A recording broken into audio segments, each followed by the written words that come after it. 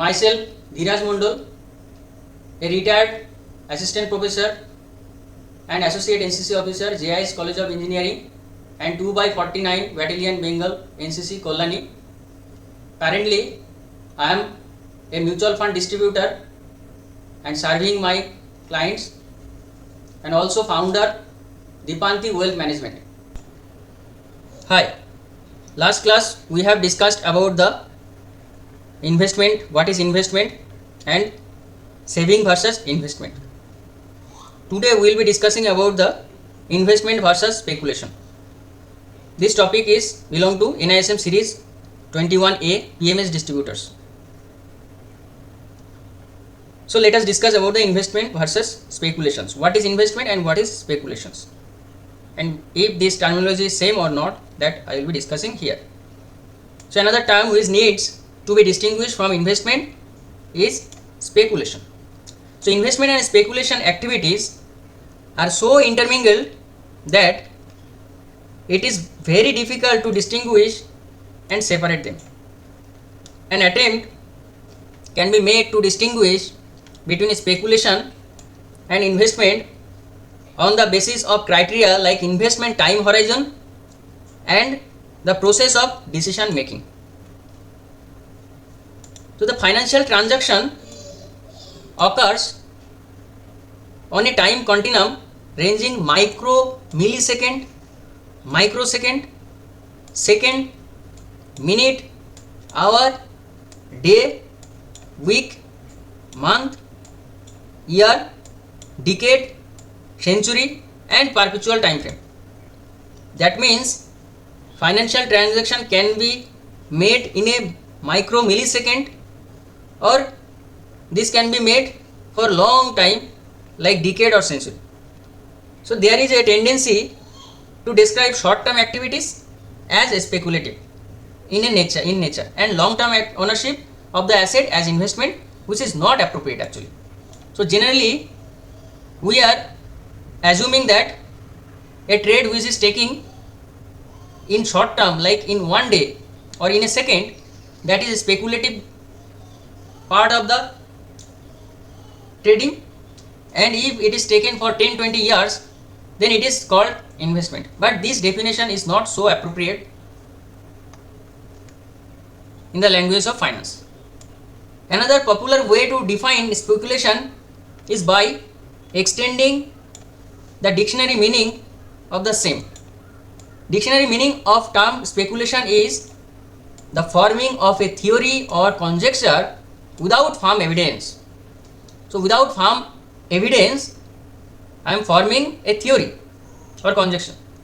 It is meaning speculation. The activity of investment involves carrying out any exercise or process to determine the value of the asset and then buying the one whose value is determined to be higher than the current market price. So basically the activity of the investment involving carrying out any exercise or process to determine the value of the asset and buying the one whose value is determined to be higher than the current market price.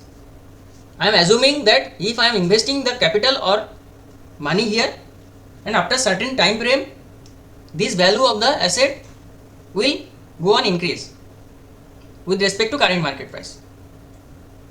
So this is the activity of investment. However, while speculating, no cognizance is paid to the value of the asset. Here profit making seems to be the sole purpose without much consideration to the risks involved.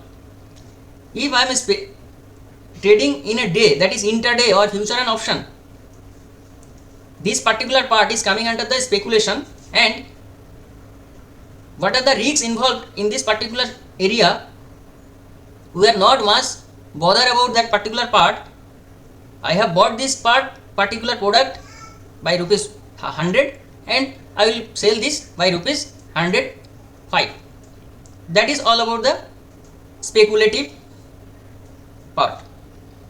So it needs very less amount of time but risks associated with this particular part is very much high. So remember, in this speculation, money can be eroded or money can be lost from your invested capital. But risks versus reward is more, risk is more. Now coming to the next investment objective. Investment objective here, most of the investors invest with a goal in mind regarding the value of the investment at the end of the investment period. Investment objectives can be defined as investors' goals expressed in terms of risk, return and liquidity preference.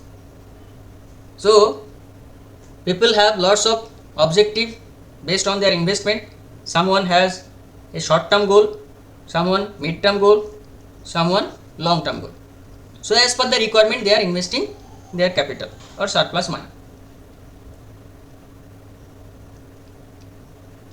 So investment objective can be defined as investors' goal expressed in terms of risk, return and liquidity preference. That means in how much time is required. After 5 years this money is needed, after 10 years, after 15 years, or what are the return you are expecting or how much risk appetite you are having. So that is the main parameter here. Some investors may have the tendency to express their goals solely on the basis of return, that I need 15% return, I need 18% return. After 15 years this money required for my children education. So this is the investor aggressive. These investors are called aggressive investors. They are chasing return actually.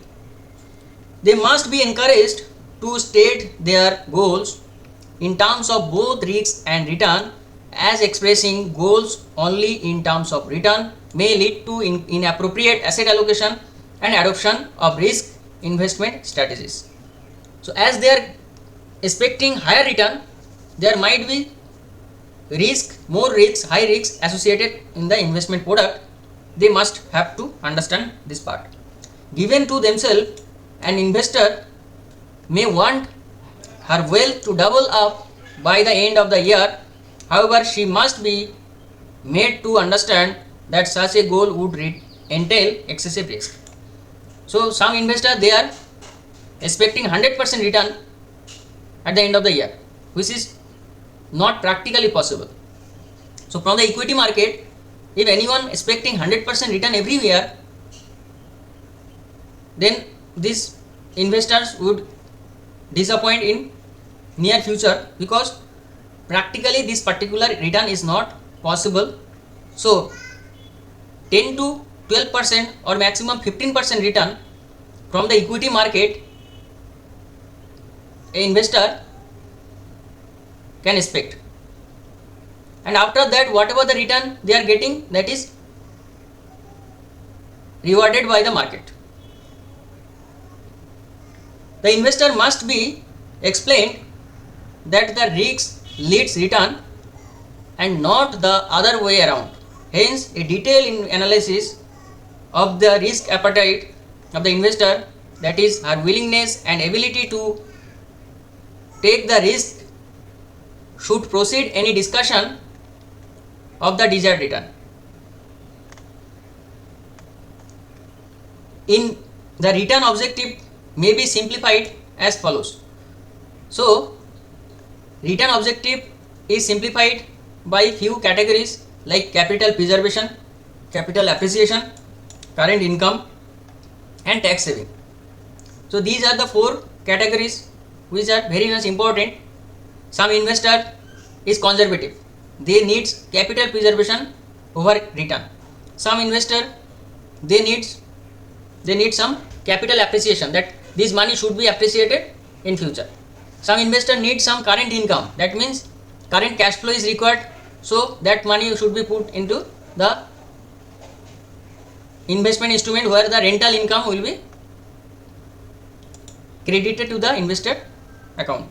Or someone from the tax harvesting point of view objective, so they will invest in a ELSS category of equity linked saving scheme category of fund, or some 80C benefit related fund. So basically What is capital preservation? It means minimizing or avoiding the chances of erosion in the principal amount of investment. Highly risk averse investors pursue these investment goals as these investment objectives require no or minimal risk taking. Also, when funds are required for immediate short term, investors may state for capital preservation as the investment objective. So capital preservation means money should be put in the instrument where no risks associated with the particular product, but return is very less. So it is coming to the bond market or FD, fixed income, fixed deposit. So capital same, that means it is for the conservative investor or the aged person, older person, those who have not any risk capacity or risk appetite. Next is your capital appreciation. It is an appropriate investment objective for those who want their portfolio value to grow over a period of time and are prepared to take risk. So it is for the aggressive investor or the person who have got recently job at the age of 20-25. So they have a plenty amount of time. They can put the money for long term like 10-12 years, 15 years or 20 years or maybe 30 years to grow the money. So here the appropriate investment objective for long term investor for the retirement purpose or child education, so which is the money is needed after 15-20 years. So it is basically all about the capital appreciation. Let us discuss about the current income. Here I have no job, I want to get some cash flow in my account. So the current income is an investment objective pursued when investor wants her portfolio to generate income at regular interval by the way of dividend. If you are investing in a stocks which is giving you dividend yearly basis, so let's suppose 5% dividend the company is providing. So if you have invested 100 rupees, you will be getting 5 rupees as dividend. If you are putting some money in your FD, maybe some dividend or some interest you are earning. If you have a commercial plot or a house which is given as rented, so rental income will be coming in your bank account. So without capital appreciation, there will be some rental income of that particular capital or portfolio. So this investment objective is mostly pursued by people who are retired and want their portfolio to generate income to meet their living expenses. So this is about the current income. Some regular cash flow required for this type of investor. Suppose you have invested some money in Coal India. The Coal India dividend yield is your 6 to 7%. So your 1 lakh rupees investment you would get 60 to 70,000 rupees per year. That means for 1 CR investment you will get 7 to 8 lakhs, 6 to 7 lakhs per year. So automatically you will get 60-70,000 rupees per month. So this is all about the current income portion. Next, tax saving. Sometimes investors do invest in some select investment alternatives to reduce their tax. Maybe some investors or service holder, they are coming under 30% tax bracket. So to reduce their tax, they are finding out some investment tools where they can save their tax.